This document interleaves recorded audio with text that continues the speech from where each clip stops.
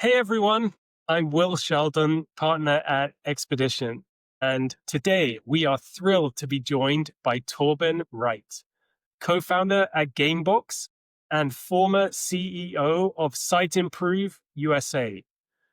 When we at Expedition are meeting with high-growth software companies with bootstrapped and capital-efficient roots here in Europe, one topic that is almost always top of mind is expanding in the US.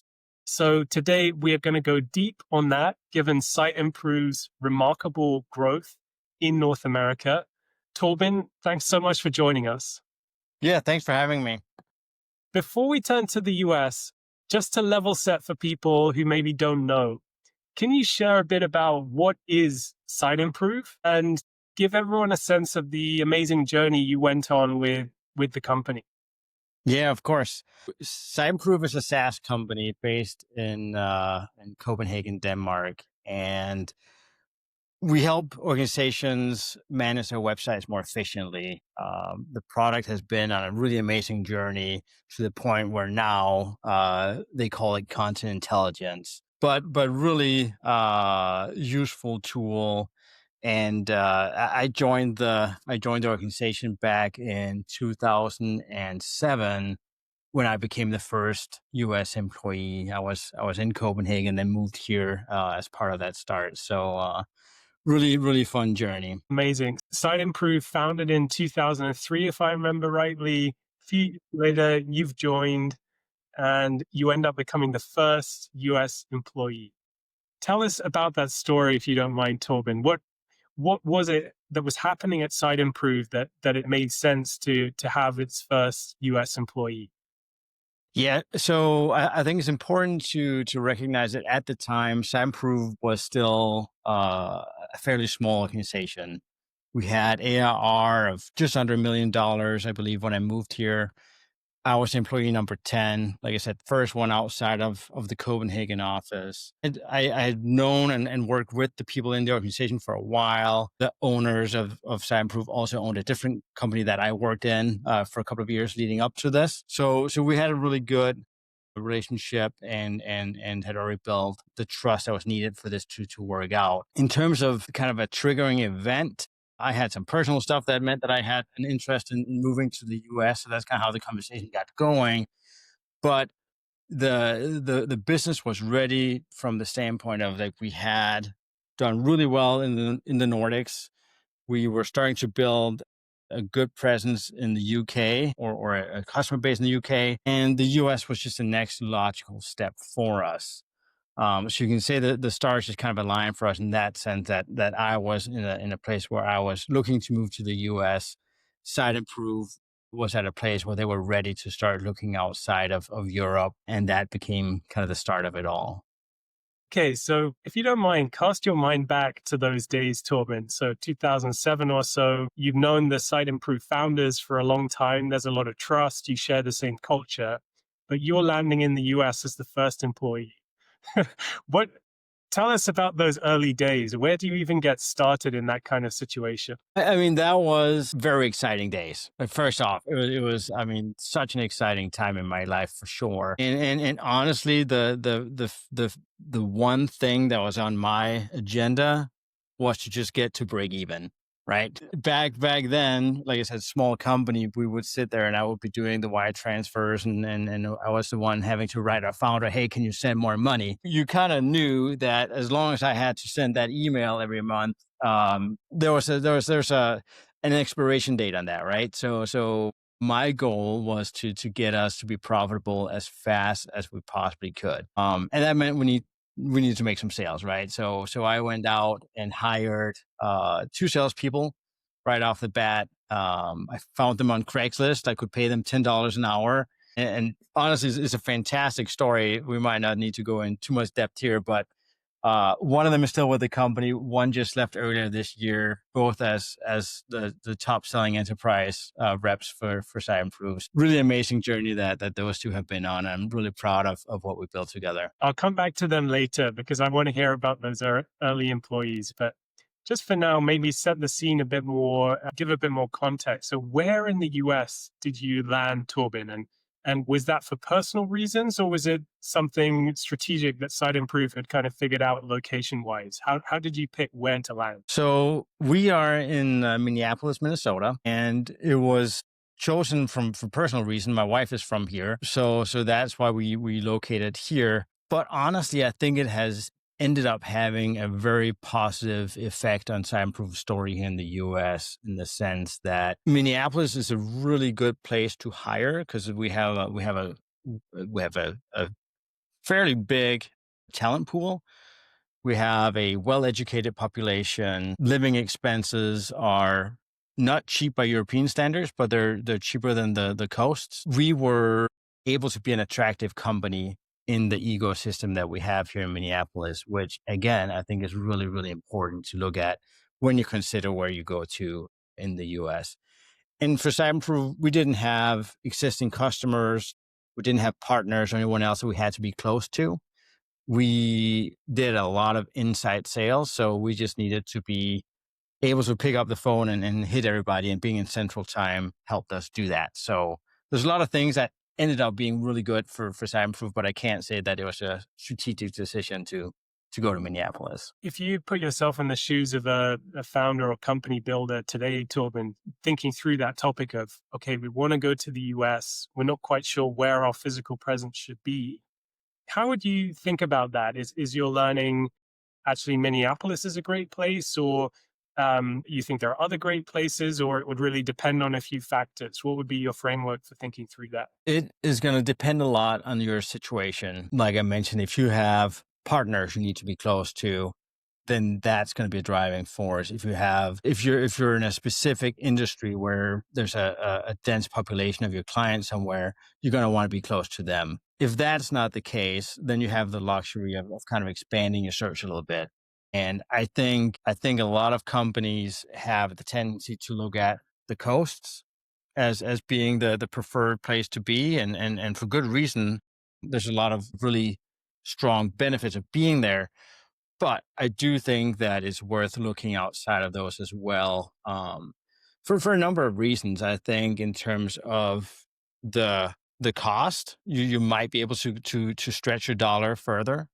I think how attractive you are to the talent pool matters a lot when you start out. If you're in a company, or sorry, if you're in a region where you have very, very attractive companies, it might be harder to compete. And I think a lot of European companies like to think that they're going to be very attractive when they start up a new office. And to some, you will be, but for a lot of people, it's a negative that the whole C-suite sits in a different part of the world, and that this remote office may or may not have any real influence on the company direction, and might just be a satellite office, right? So I think those are all things to think through, like how attractive can you be in the different markets. And then it really comes down to what's important to the way that you're setting up. Like if you're going to send over a founder, or you're going to send over an employee, it's going to be really important that they actually want to stay for a while. You don't want to send them over and then 6 months in, they decide that they miss their family and back in Europe or whatever it might be, and they want out, right? So that also has to be part of the decision, even though it might not seem like it's a business critical thing. It could end up being. I think that those are great insights. And even more generally, if you're thinking about that moment of inception where you move to the US, there are actually a bunch of different archetypes that European software companies can follow. You could open a sales office. One of the founders or a senior leader could move. A sales rep could move. But also you could hire a distributed team with no US HQ. You could even try and service the US remotely, purely from Europe. What is your learning on that front? What advice would you have for other builders? Is the path you took the path you think is kind of risk adjusted, the most attractive path, or are there other models that you've seen work well? I've seen all of those, and I don't know if I can say one is better than the other. It depends completely on the situation of the company looking to expand into the US, right? So if you have either a founder, well, let's start with the founder. Let's say you have a founder that wants to move here, then that can be great, but you really got to consider the impact it's going to have on your home market. because chances are that the US won't be profitable for a little while. What you don't want is to sink your home market and have that kind of suffer because of this. So really consider what is it going to do to your culture and to your home market, moving a founder away from it. So that's one. The other option of having a senior employee or an executive or someone else move here, which is kind of what we did with Siteimprove. That can be a very good way to do it because you get a piece of the culture with you, but it does have some things you just got to be keep an eye on. Like, how likely is this employee that you're sending to really want to stay for the long haul, right? I came over with no expiration date. Like I said, my wife is from here, so for me that was always kind of I didn't have a day that I was going to go home again, and that certainly helped. That might be different for other people, but what you want to make sure is that they actually come here and they thrive. I've seen it happen a number of times now where someone comes over, they're very excited about it, and then completely without any fault of the company that sent them here, they just end up not liking it for whatever reason, right? So all these personal things can end up actually having a really big impact on your US expansion if not done right. So it's just something to really keep in mind and understand what are some of the risks and what can we do to help. So I want to come back to these kind of cultural points and team building, but maybe just to level set again, Torben. So you went on a remarkable growth journey with the US business, started from nothing. Can you just share for folks, the kind of before and after? What scale did the US reach at Siteimprove by the time the company ended up being acquired a few years ago? Yeah, so when I got here in 2007, we had I believe it was $23,000 in ARR coming out of North America. So that's why I had to write those emails and ask for money to be transferred. About a year in, we started to be able to send money back to Copenhagen. And about 2.5, 3 years, I think it was, we became the largest market that Siteimprove had. By the time that we sold to Norway Capital, I believe we were around 55, $60 million out of North America. So a really fun journey that we got to be on there. That's outstanding. And how big was your organization in the US in the end? And was it all focused on go to market and sales, or were there other functions within the US org? It was primarily go to market and Mhm. customer success being part of that, right? So that was the majority of it. And when we had the most, I think here in Minneapolis, we were 210 employees. So yeah, a good sized organization. And actually, it was interesting because for a while, our team here in the US was larger than the team in Denmark in the headquarter. And that presented some interesting dynamics in terms of the headquarter being there, but we were actually quite a bit bigger in terms of both revenue and number of employees. So that was, yeah, interesting. So, Torben, you're originally Danish. You Mhm. made this big move over to Minneapolis to be with your wife. What do you wish someone could have told you before you made that move that could have made it easier? If there is something you wish you'd known. I mean, honestly, it's one of those where looking back at it, I'm really proud and happy with how things ended and how it all went. There were lots of lessons learned, and I'm really grateful for all of them. I don't know if there's one thing where like I wish I had known that. I think there were some surprises in terms of the importance of some things where like one being how my role to a very high degree was to be the salesperson of Siteimprove US, right? And I think that's really important when you start thinking about who are you going to send out and start a new office for you. Because my primary job for many, many years was to attract new talent, retain the talent we had, drive the organization forward, keep building excitement around the mission that we were on here in the US. And that was a really, really important piece. And I think that's going to be very important when you figure out like who we're going to send. Just know that person's got to build the culture and they got to be able to sell it. I was part of just about every job interview we had. Probably hired about 500 people or so here in Minneapolis. And that was a big piece of it. I was there to sell the excitement and get people to see why this was a fantastic place to be. Love to hear more about that, Torben, because it's always such a big topic, right? If you're a European company, you're entering the US. In some ways, you've got one hand tied behind your back. You've got this dynamic of, are we a satellite office? No one would have heard of you. How do you overcome that? Again, I think a big part of it was a couple of things. I think one of the things that we did that ended up being really smart and worked really well for us was we had the US organization be the US organization. I was the only one who reported into Copenhagen.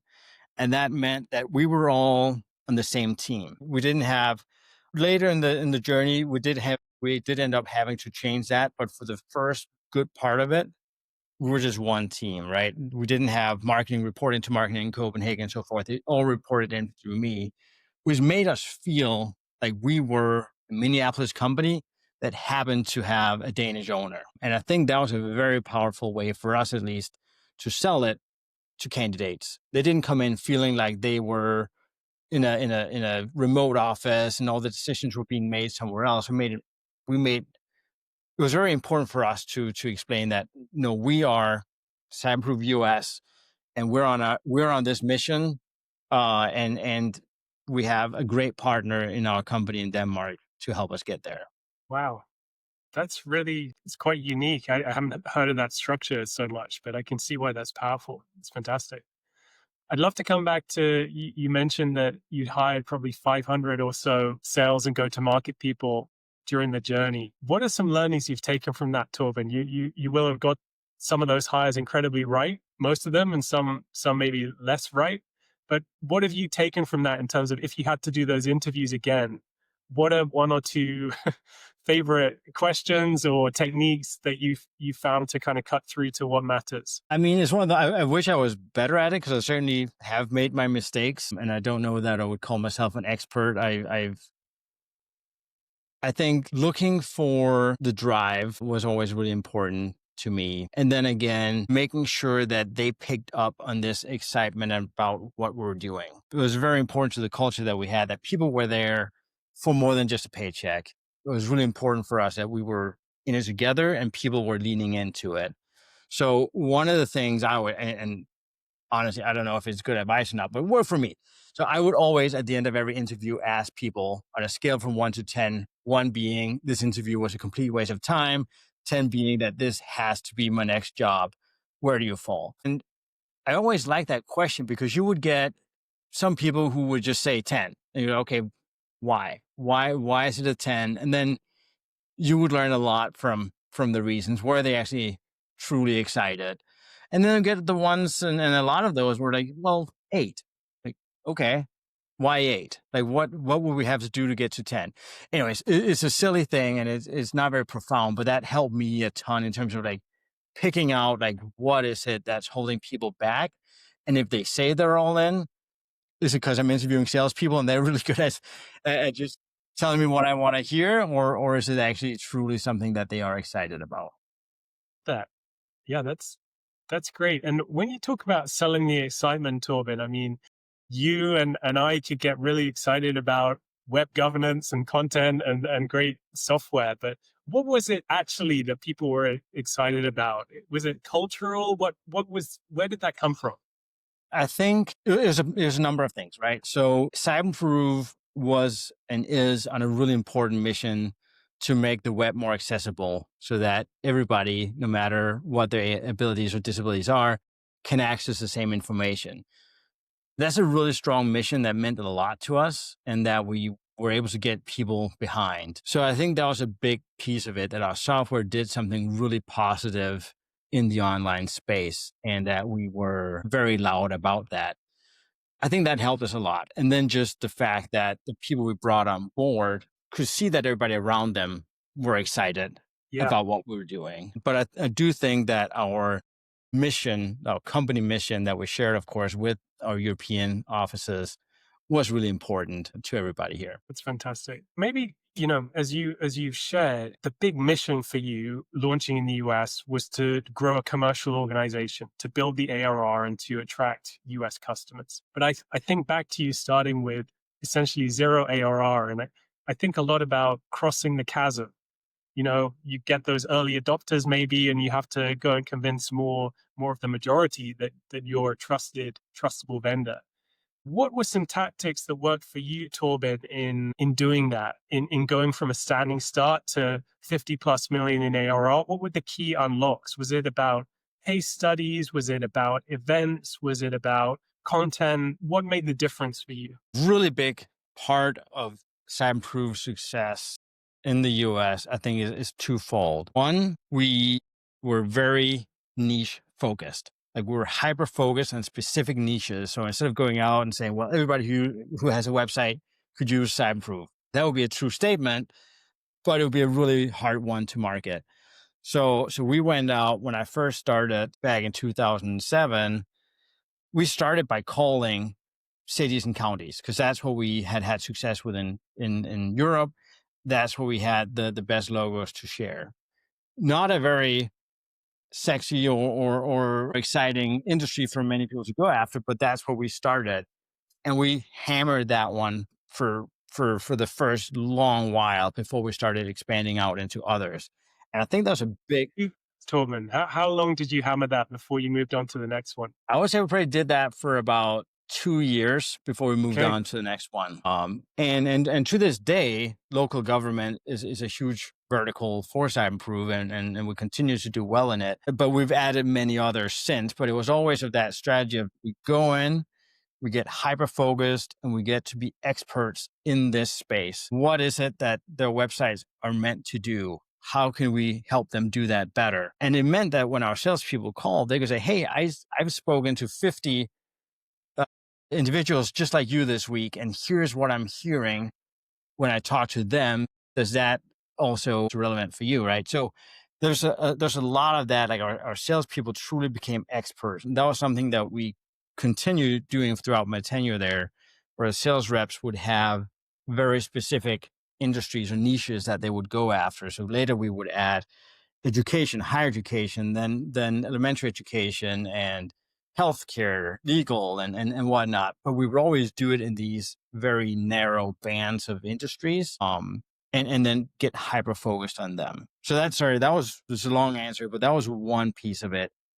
The other piece was that we were extremely fortunate in the way that Siteimprove tools worked, in the sense that we would scan your publicly available website, which would mean that we could, as part of our prospecting, scan the website, and then we would know more about that website than they did themselves. So when we called them, we could give them examples of, hey, we used a tool to find this misspelling on your homepage or this broken link. Would you like to see what else we can find? So it was very, very effective. And that's, of course, very specific to Siteimprove's offering, but that was a very, very strong way to prospect. Right. And so since then, Torben, and these days as co-founder of Gamebox, you're kind of doubling down on that idea of the power of a targeted ICP, right? Could you share a bit more about that? Yeah. So, I mean, I think that is probably one of the most profound learnings I got out of my tenure at Siteimprove, is the power of niching down and getting really, really focused on these specific types of companies. Well, it gets hard. So here at Siteimprove, we had about 100 reps when we were the most here in Minneapolis, and keeping 100 reps hyper focused got really hard because there was a lot of accounts that we had to serve up and make sure that they hit those different criteria for each of those different verticals. So I spent a lot of time personally, and we had a team of people who helped me figure out how can we do this better. Those are the learnings that we've now taken and are building into Gamebox, which is a product where we give our customers the infrastructure to do this research and to find these niches and expand into these niches at scale. So it really truly is the tool that I wish I had back when we were scaling Siteimprove is what we're now able to offer our clients. And it's really exciting to see the impact that it can have on an organization when you get it right. Fantastic. Well, for any software company founders or execs tuning in, check out Gamebox. It sounds great. I want to ask you about culture before we finish up, Torben. You've spoken about mission being important to attract the right people, a sense of excitement in the team. You've spoken about how the US had autonomy as its own entity under your leadership. Can you maybe share a bit more, any other learnings for companies that are trying to be transatlantic? It's a hard thing to do. You've got the HQ, you've got the US business, it's one company, but there are two offices or more. Any other advice you would have for other entrepreneurs trying to build in a transatlantic way and get that culture right? The funny thing is that building a great culture is really, really easy when things go well, right? So where it gets hard is when targets are missed and things start to decay a little bit. And that's where the number one thing that I learned was that I needed, and it was something that I was very vocal about with my leadership team here in the US. One of their primary tasks to do, and when we had meetings, was to be the voice of Copenhagen in the case of Siteimprove. What I needed them to do was not to jump on the bandwagon when people said, well, it's because of what they're doing in Copenhagen. That's the issue.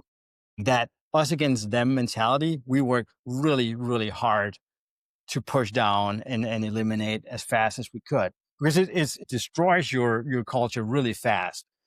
And it happens when things get hard, when numbers aren't being met and someone from the headquarters says, why aren't you doing this? Why aren't you doing that?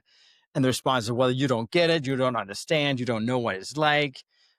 This is a different market, all these things, right? So I was very, very, very vocal to my leadership team and myself included when we had these meetings. And we got to stand up for them and seek positive intent and say, okay, this is what they're seeing. If they're seeing something different than what we're seeing, then we haven't, either they know something that we don't, or we know something that we haven't communicated to them. So instead of sitting here and throwing stones, we gotta start a conversation about what the right way forward is. So anyways, it's a lot of diplomacy. And I think that's a really important part of the role for whoever decides to move here. That. Okay, maybe just to bring it to a close, Torben, if you think back to you back in 2007, or for other founders and CEOs who are earlier on this journey, would you have perhaps 3 tips that you would share in closing for other software companies preparing for their US expansion? Number one would be don't wait. Like, I think there's a tendency to say, well, we got to have everything ready. We got to reach a certain size. We got to get the next investment. We got to do all these things. Siteimprove was bootstrapped at that $1 million point when I moved here. And it became a huge growth driver for us as soon as we got the US market to work. Don't wait for all the stars to align, because they never will. Just do it. And then start small. That'll probably be my second piece, right? Don't go in saying that we have to be able to build out a full office with all the functions and all this stuff. Start small, test from Europe, make sure that you actually have a product fit and that you are able to get your prospects' attention. Once you can do that, then start small. And then third, get to profitability as fast as you can, right? You don't want that hanging over your head that there's that expiration date or the patience is going to run out. So get to profitability as fast as you can, keep it really lean until you get there, and then start building on what's working. Fantastic. Torben, so amazing to learn from your journey with Siteimprove. Congratulations on the success that you and the team had. And Thank you. can't wait to continue the dialogue with you. Thanks for taking the time with us and to share all these insights. So much fun, and look forward to talking again soon. Same. Thanks, Will. Bye.